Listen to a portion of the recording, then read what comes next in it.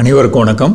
இன்றைய பதிவில் நம்ம ஏலக்காய் பயிருக்கு நம்ம தெளிக்க வேண்டிய ஒரு முக்கியமான ஒரு திரவத்தை பற்றி பார்க்கலாங்க.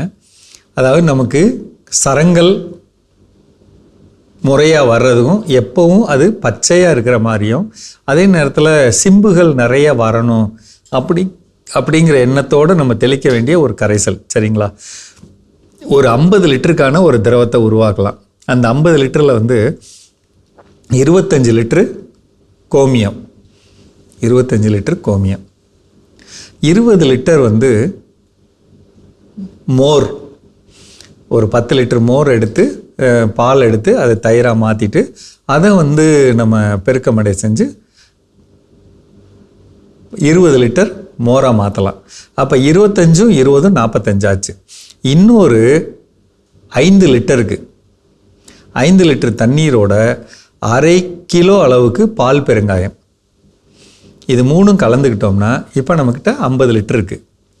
இந்த 50 லிட்டர் கலந்து வச்சுட்டு குறைந்தபட்சம் ஒரு நாள் கழித்து 25 20 5 25 கோமியம், 20 மோர், 5 லிட்டர் தண்ணியில் 1/2 லிட்டர் பால் பெருங்காயம், இதை கலந்தோம்னா 50 லிட்டரு.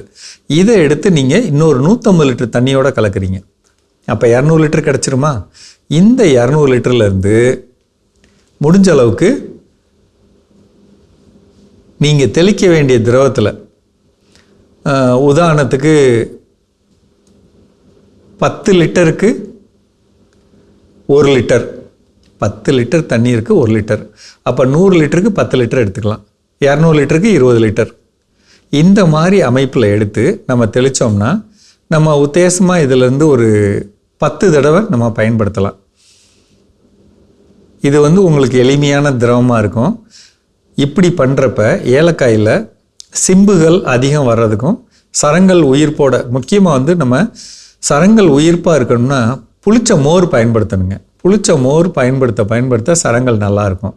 சிம்புகள் அதிகம் வெடிக்கிறதுக்கு கந்தக சத்து வேணும். அந்த கந்தக சத்து கொடுக்கறது தான் பால் பெருங்காயம். இதை கலந்துக்கிறோம். ஒரு நுண்ணூட்ட சத்தும் அதே நேரத்தில் பல்வேறு விதமான சத்துக்களும் உள்ள பொருள் தான் நமக்கு கோமியம். இப்போ இது கலந்துட்டு நம்ம அப்படி அடிச்சுக்கிட்டோம்னா ரொம்ப நல்லதுங்க. இது ஒன்று, இது நமக்கு சரங்களுக்காக. அதே நேரத்தில் ஒரு 200 லிட்டர் தண்ணியில் சிறுதானியங்கள் இருக்கு இல்லைங்களா, வரகு, குதிரைவாளி, சாமை, வரகு, இது எல்லாமே 2 கிலோங்க. அப்போ இது ஒரு 8 கிலோ வந்துடுதுங்க. சோளம் 2 கிலோ, கம்பு 2 கிலோ, மொத்தம் 12 கிலோ ஆச்சுங்களா? இந்த அமைப்பு இல்லாத நீங்கள் நம்மளோட பயிறு வகை தாவரங்கள், பயிறு வகை பொருள்கள், உளுந்து, பச்சைப்பயிறு, தட்டைப்பயிறு, கொள்ளு, இதில் பார்த்திங்கன்னா குறைந்தபட்சம் 4 2 8, மொத்தம் 20 கிலோ ஆச்சுங்களா? இது எல்லாத்தையும் பவுடராக மாற்றிடலாங்க. இதை அந்த 200 லிட்டரில் நம்ம கொட்டிடலாம். கொட்டி நம்ம வச்சுட்டு நம்மளோட பேட்ரி இருக்குது பார்த்திங்களா, நம்ம பெரிய பேட்ரி வீட்டில் வச்சுருப்போம்ல, அதில் செல்லு போட்டிருப்போம்ல, அந்த 2 செல்லை எடுத்து, அந்த தகடு ஒன்று இருக்கும், அந்த தகடு எடுத்து நம்ம தொங்க விட்டுறோம். நம்ம கம்பி, வயர் கம்பி இருக்குது பார்த்திங்களா, அதில் ஒரு 2 கையை விரிச்சா எவ்வளோ நீளம் இருக்குமோ அதில் இருக்கக்கூடிய அந்த காப்பர் கம்பியை எடுத்து சுற்றி இதை உள்ள ஒரு கம்பியில் இந்த 200 லிட்டரில் உள்ளே இறக்கிடுறோம். இந்த 2 பிளேட் இருக்கு இல்லைங்களா, இதை உள்ளே இறக்கிடுறோம். இதுதான். இது இல்லாத நம்ம ஒரு ஆணி அல்லது போல்ட்டு, நட்டு, அந்த மாதிரி ஒரு பயன்படுத்தப்பட்ட ஒரு இரும்பு துண்டை உள்ளே தொங்க விட்டுறலாம். இப்போ நான் சொன்னது ஓகேங்களா?